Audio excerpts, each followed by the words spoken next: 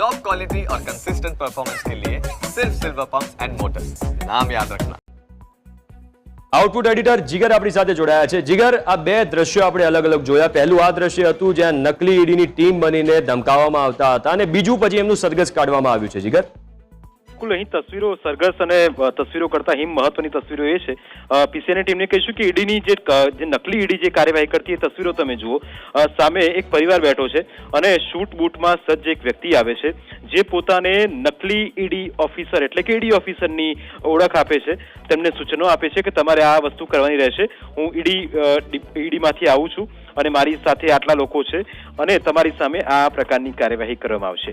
એટલે સામે બેઠેલો જે પરિવાર છે, જે વ્યક્તિ છે અને એમની સાથે એમના પરિવારજનો છે એ પણ આખા આ ઘટનાક્રમમાં જોઈને પહેલા તો ડઘાઈ જાય છે, કારણ કે એ વ્યક્તિ જાણે ધમકી આપતો એ પ્રકારે તસવીરોમાં એ બતાવતો હતો અને એમાં સ્પષ્ટપણે એમાં એવું જોવા મળી રહ્યું છે। બીજું એ સંવાદ હિમ આપણે જે સાંભળ્યો એમાં પરથી એટલું ચોક્કસ સમજી શકાય કે આ તસવીરો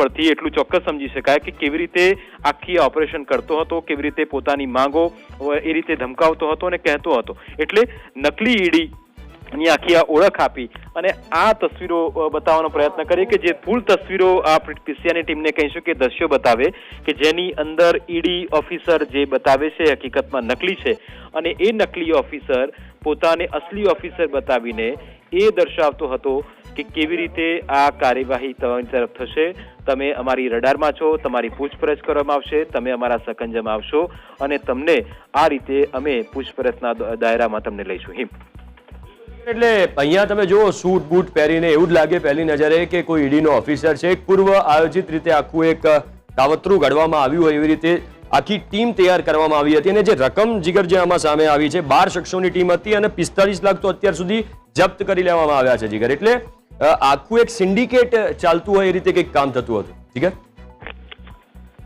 બિલકુલ હવે આખી એની મોડસ ઓપરંડી અહીં હિમ સમજવા જેવી છે, કારણ કે અહીં જે ડિટેલ મળી છે આપણી પાસે એ પ્રમાણે અહીં આ તસવીરો પરથી જ આપણે એ એસ્ટાબ્લિશ કરી રહ્યા છીએ। એટલે કે અહીં આ લોકોએ જે રાધિકા જ્વેલર્સના જે માલિક છે એમને ત્યાં ઘરે પહોંચ્યા હતા અને પછી આખી એક મોડસ ઓપરંડી સાથે તેમણે આખી એક ટ્રીક અપનાવી અને અહીં પહોંચ્યા। તમે જોઈ શકો છો કે માલિક છે, તેમના પરિવારજનો છે, તેમને કહેવામાં આવ્યું હતું કે તમારે આ પ્રકારે અમે ઈડીમાંથી આવ્યા છે અને તમારી જે માલિકીની જેટલી પણ તમારી મિલકતો છે એ અમારી રડારમાં છે, તમે નાણાકીય વ્યવહારમાં કોઈ ગોફલા કર્યા છે એટલે અમે તમારી સામે કાર્યવાહી કરશું અને ઈડીના નામે તેમણે આ રીતે લોકોને ધમકાવ્યા હતા। પરિવારના સભ્યો તમે જોઈ શકો છો હિમ કે એક તરફ એ વ્યક્તિ છે કે જે રાધિકા જ્વેલર્સના માલિક છે, બીજી તરફ એમના માતા બેઠા છે, એમની પત્ની બેઠા છે અને સામે આ નકલી ઓફિસર એ બતાવતો હતો કે હું ઈડીનો ઓફિસર છું। આ શૂટ બૂટમાં જે વ્યક્તિ દેખાય છે ન માત્ર એક ઓફિસર છે, એની પાસે અન્ય જે ટીમ હતી એ પણ પહોંચી હતી। હવે સ્વાભાવિક છે કે કોઈના ઘરે આવી રીતે જ્યારે ટીમ પહોંચે ત્યારે તેનો જીવ અદ્ધર થઈ જાય, કારણ કે હકીકતમાં તેણે કંઈ કર્યું ના હોય અને છતાં ત્યારે આ રીતની પૂછપરછ થતી હોય તો સ્વાભાવિક છે કે તે આ પ્રકારના પેલા રડારમાં આવી જાય। પણ અહીં તેમનો મુખ્ય ઉદ્દેશ તોડ કરવાનો હતો, તેમને રૂપિયા પડાવવાનો તેમનો મુખ્ય ઉદ્દેશ હતો। નકલી ઈડીની આખી આ તમે લાઈવ રેડમાં એ સ્પષ્ટપણે જોઈ શકાતું હતું કે તેમણે પોતાને આ રીતે ઓફિસર બતાવી અને અહીં તે મોટો તોડ કરવાની ફિરાકમાં હતા। તેમને ખબર હતી કે એક મોટું નામ છે, ગાંધીધામમાં એક મોટું વર્ચસ્વ ધરાવતા વ્યક્તિ છે, પોતાની એક મિલકત ધરાવતી તેમની એક આ પ્રકારની જ્વેલર છે, એટલે વ્યવહાર ચોક્કસ થતા જ હશે। એટલે એ બધે બાબતોની રેકી કર્યા બાદ તેમણે ત્યાં ઘરે પહોંચ્યા, એ માલિક સાથે જાય છે, એ સંવાદ કરે છે અને રીતસરની પૂછપરછ કરતા હોય એમ એ રીતે એ તસવીરો પરથી આપણને અહીં જોવા મળી રહ્યું છે। એટલે આ એ દર્શાવે છે કે નકલી ઓફિસર બનીને આ લોકો એક મોટું નેટવર્ક ચલાવતા હતા, આ લોકોને ફસાવાના હતા। ન માત્ર એક અહીં જે વ્યક્તિ દેખાઈ રહ્યો છે એની સાથે અન્ય ટીમ પણ અહીં પહોંચી હતી અને સાથે અહીં એ લોકોને અહીં આ જ રીતે પૂછપરછ કરતા હતા, એ રીતે કે જાણે કોઈ ઈડીની ટીમ પહોંચી હોય। પોતાનું આઈ કાર્ડ તે બતાવે છે, જેમ ફિલ્મોમાં જે રીતે આખું ચાલતું હોય એ જ રીતે અહીં પણ આખું એક નેટવર્ક ચાલતું હતું। જેમ તે એક આવે છે વ્યક્તિ, એ પોતાનું આઈ કાર્ડ બતાવે છે, પરિવારના સભ્યને કહે છે કે હું ઈડીમાંથી આવ્યું છું અને તમે અમારી તપાસના દાયરામાં આવ્યા છો, તમને હું જે સવાલ કરું એનો તમારે વિગતે જવાબ આપવાનો રહેશે। અને સામે જે ફેમિલી હતું એ રાધિકા જ્વેલર્સના જે માલિક હતા એ હતા અને એ એમની આ પૂછપરછ આ રીતે એ કરતા હતા. હિમ, બિલકુલ જીગર, એટલે ન્યૂઝ કેપિટલ પણ લોકોને અપીલ કરી રહ્યું છે કે આવી રીતે કોઈ ઈડીની ટીમ કે પોલીસની ટીમ બનીને આવે છે, ઇન્કમટેક્સની ટીમ બનીને આવે છે, તો પહેલા સામે પૂછપરછ કરવી પણ ઘણીવાર જરૂરી હોય છે. કારણ કે તમે આ દ્રશ્યો જુઓ, આ તસવીરો જુઓ, સૂટ બૂટમાં એક વ્યક્તિ આવે છે, એની જોડે એક આખી ટીમ આવે છે અને લોકોને સોફા પર બેસાડીને એવું જ લાગે કે કોઈ પ્રોફેશનલ વ્યક્તિ છે અને ઈડીની ટીમ જ છે, એ રીતે એક આખું સિન્ડિકેટ રચીને એક આખો ડ્રામા ક્રિએટ કરીને પૂછપરછ કરે છે. એટલે આ લોકોનો ટાર્ગેટ જીગર પહેલેથી ફિક્સ જ હોય એવું લાગી રહ્યું છે. અને તમે જુઓ, એક બે નહીં, 12 જણાની આખી ટીમ હતી. એટલે અલગ અલગ આ લોકોનો પ્લાન એ પણ હશે કે અલગ અલગ જગ્યાએ જઈને લોકોને આપણે છેતરીએ. જે અમાઉન્ટ આમાં સામે આવી છે 45 લાખની આવી છે. અને જીગર, મને એવું લાગી રહ્યું છે કે જો વધારે તપાસ કરવામાં આવશે તો આ રકમ હજુ પણ મોટી થઈ શકે છે. અને જો આ ગેંગ મોટી હશે, આ સિન્ડિકેટ મોટું હશે, તો જીગર અન્ય રાજ્યમાં પણ બની શકે કે આ લોકો આવી રીતે કામગીરી કરતા હોય. આ એક ટીમ હશે એમ, કારણ કે 12 લોકોની ટીમ જ્યારે કચ્છમાં પહોંચે છે અને કચ્છના ગાંધીધામમાં અહીં રાધિકા જ્વેલર્સના જે માલિક છે એમને ટાર્ગેટ રાખે છે.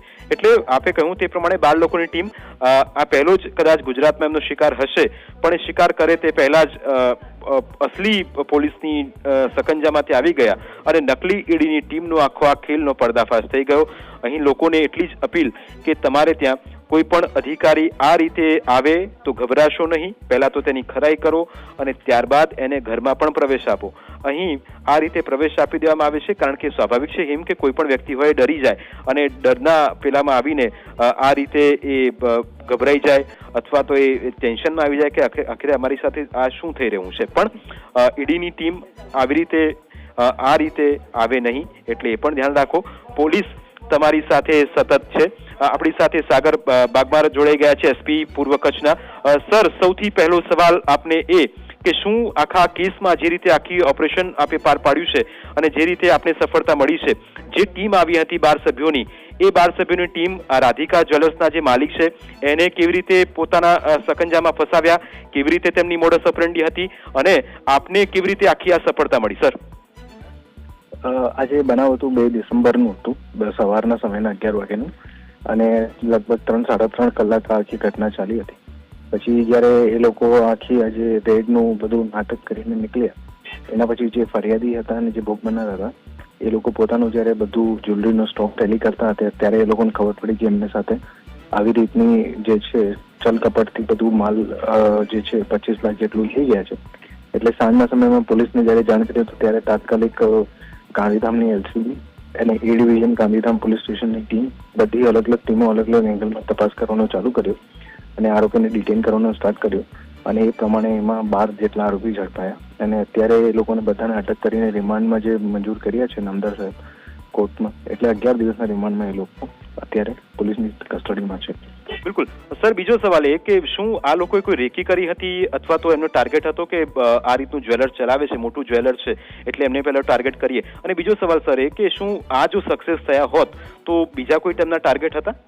નોર્મલી પરિચયમાં હતા અને જાણતા હતા કે આ વ્યક્તિને જૂની પણ ત્યાં કોઈ આઈટીની રેડ થયેલી છે, એટલે આ એક લાંબી પ્લાનિંગ કરીને એ અલગ અલગ લોકો બધા અલગ અલગ રીતે ભેગા થયા અને એ પ્રમાણે આ આખી ઘટનાને અંજામ આપ્યો.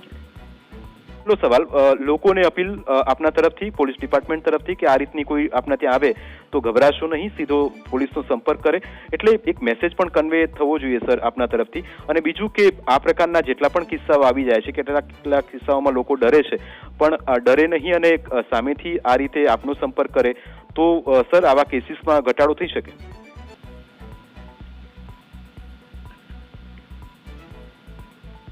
હેલો સર, અવાજ આવી રહ્યો છે?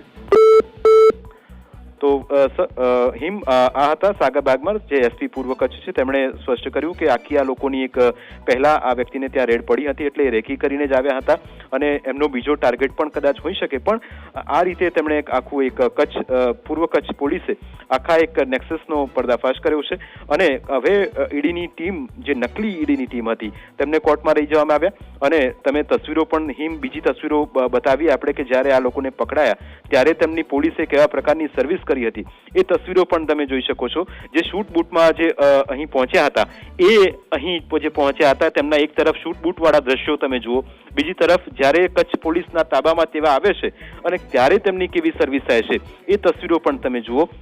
એટલે ગુજરાતમાં કોઈ પણ વ્યક્તિ આ રીતે જો નકલીનો ખેલ કરીને પોતાના કારસ્તાનો કરવા માટે જો પ્રયત્નો કરતા હોય તો આ તસવીરો પહેલા તો એકવાર જોઈ લે અને સમજી લે. કારણ